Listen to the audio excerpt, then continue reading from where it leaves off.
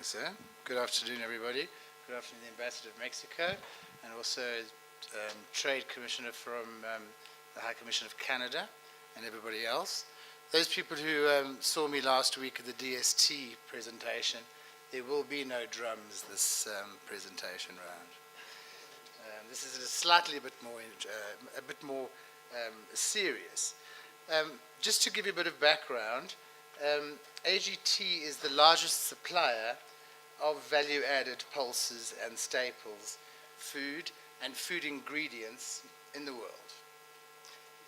With over 40 facilities around the world, we are currently shipping our products to over 120 countries globally. Our head offices are based in Canada, and we have all those facilities literally on every single continent throughout the world. We do specialize in pulses. The South African division specializes predominantly in importing of pulses. Those are not grown locally, as well as, of course, the seed industry for the agricultural area in South Africa, with pulses and other seeds, which include forage and in the oil seed industry as well. There's a particular saying that we have in our marketing department worldwide from AGT, and that is no soil, no farmers. No farmers, no farms. No farms, no food, no nation. So that is what we rely on from a marketing perspective when we look at what we are selling to the end user. And that's where my discussion is coming in this afternoon. As opposed to all these scientific discussions that we've had this morning, we are going to be talking about pulses, and we're going to be talking about the market opportunities and then the challenge of those opportunities that we have within the pulses regions. So the first one that we'll have a look is we haven't actually, nobody's mentioned what the word pulse actually means. So it refers to the dried seeds from the plants of the legume family.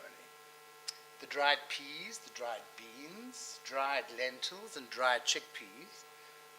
It is the special properties of the pulses which makes them particularly suitable for today's health-conscious consumer. They are naturally very high in protein, containing between 20 and 25% more, which is nearly twice the amount of protein of traditional cereal crops and wheat.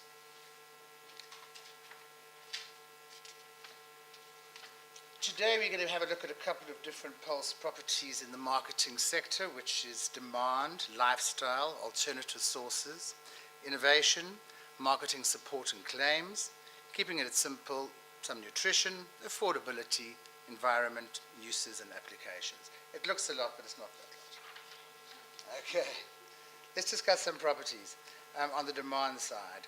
There has been quite a huge surge across Europe and other parts of the world for products incorporating pulses over the last few years. As an increasingly health-conscious population look for more nutritious and nature-based foods. And we have actually recognized that within South Africa in the last, I would say, 7 years.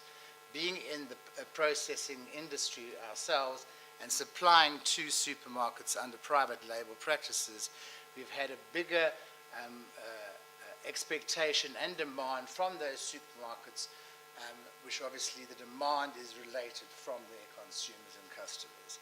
So more pulses are being added, more people are doing reading on health-based eating.